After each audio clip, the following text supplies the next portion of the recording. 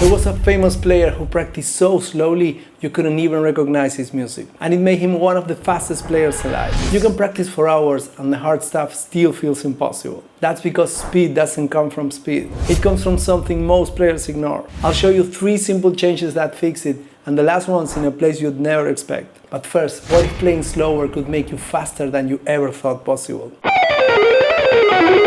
You learn a lick, you hear it fast, and you try to play it at full speed right away. But instead of slowing down, you push harder, thinking speed will fix it, and it never does. What if mastering the slowest speed is the real key to playing fast? There's a story about the pianist Rachmaninoff, one of the most intense, expressive performers of his time. Someone once walked into the room while he was practicing a Chopin etude.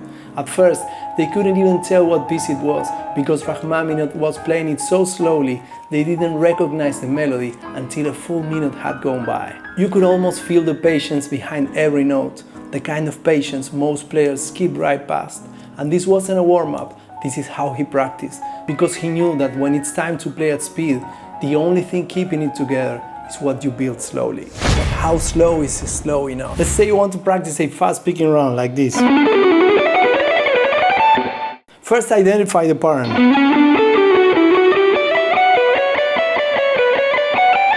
What kind of picking movement the line uses, and once you know that, start very slowly and memorize the line and the motion.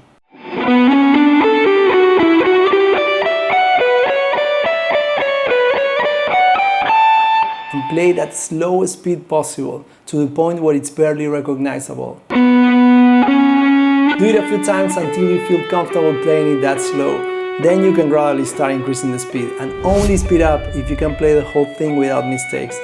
Take as much time as you need, you'll thank me later. And here's a challenge for you. Practice this lick at 40 BPM for an entire week.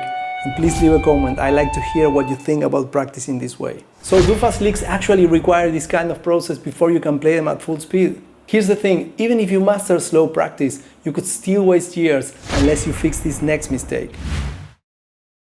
If you're still stuck, there's something deeper going on. Before we get into it, ask yourself this: are you even using the right technique for what you're trying to play? There's a problem that stops a lot of players, and most don't even know it's happening. It's not speed, it's not accuracy. You can hear the lick, you can figure out the notes, but your hands don't know what to do because you're using the wrong method to try and play it. And that comes down to this, not knowing what technique you're actually supposed to use. So what do you do when the notes are right, but the technique isn't? There's a story from Zen Archery that explains this better than any guitar lesson. A student trains for years to hit the bullseye. He pulls back the bow, aims, holds the perfect form, but he always misses. His teacher finally says, "You're doing everything right, except the release.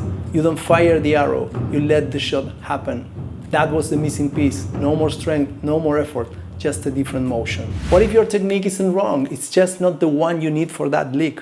Same thing happens here. You try to alternate pick a phrase that was meant to be legato, or you use alternate picking on a lick that needs economy picking. It's not that you can't play it, you are using a technique that doesn't fit.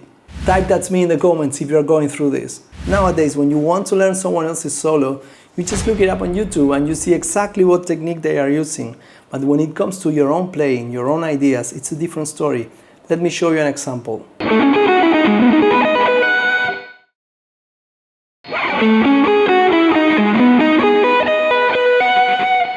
I could have used several different techniques to play this lick, but since I'm going for a particular sound, I need to use alternate picking for the first 6 notes, and then change to sweep picking in the ascending arpeggio section of the lick.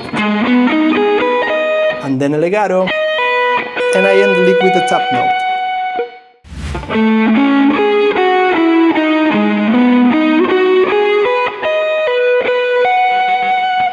That's where a lot of players get stuck. You know what you want it to sound like, but it just won't happen because you're using the wrong technique. But how do you know what technique to use? Here's a simple breakdown. Almost every technique you'll ever use comes from one of these 3 areas. Picking, alternate picking, inside, outside, economy, sweep picking, string skipping, hybrid picking, pick slanting. It's sharp, it's tight rhythm, fast, mechanical, articulate. Then legato, hammer-ons, pull-offs, legato from nowhere. It's smoother than picking and the notes flow together.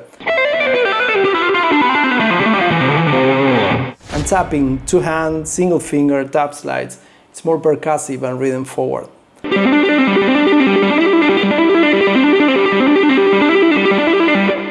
Once you know which group a lick belongs to, everything gets easier to train. Miss this and you'll keep practicing the wrong thing without knowing it. Did you know Sean Petrucci completely changed his picking technique after hearing Al Di Meola? He realized if I want to play those kind of phrases, I need a different approach. Same with Kirk Hammett. When he tried to learn eruption, he couldn't figure out how Eddie got those flurries of notes until someone showed him tapping. He had the notes but not the method. Once he saw the technique, it unlocked everything. So how do you train your ears and hands to recognize the right technique? Learn and practice each technique and get used to recognize how each one sounds and feels, so when you need them, you know exactly what to do. You sit down to practice, but it feels like you're just guessing what to do next. You jump from one thing to another, scales, songs, exercises, without a clear plan. An hour goes by, but you're still making the same mistakes. You keep running through them, hoping they'll clean up on their own, but they don't. What if the secret to real progress isn't practice time, but how you practice? You probably heard the idea, it takes 10,000 hours of practice to become an expert. But here's the catch, it's not how long you practice, it's how you practice that really makes the difference. Psychologists who studied top performers found something more important than hours, how those hours are used. In one study, he watched violin students at a German music school. Some practiced for many hours and didn't improve much. Others practiced for a few hours but with intense focus. They broke down hard passages, target weak spots, and pushed themselves just beyond their limits. They weren't just playing, they were practicing deliberately. It wasn't about hitting a time quota, it was about clear goals, feedback, and effort. That's the secret behind every master's success, guitar, piano, sports, anything. So when you're planning your practice, remember, it's not about clocking hours, it's about making every second count. Okay, but how do you make your practice actually work? Start with knowing exactly what you want or need to work on. When you have clear goals, whether it's improving technique, learning a song, or developing improvisation, you can organize your time and stay focused. Break your session into specific sections, set achievable targets for each. Now your practice is purposeful, efficient, and measurable. No more wandering. Here's the deal, slow practice, not a waste of time, it's the foundation of speed. Practice without a plan, that's like sailing without a map. Using the wrong technique, it's like trying to unlock a door with the wrong key. But even if you fix all of this, your speed will still suffer if your frame hand isn't doing this one thing. Watch this next video, I'll show you the frame hand mistake that kills speed for almost every player who doesn't even know they are doing it. I'll see you there.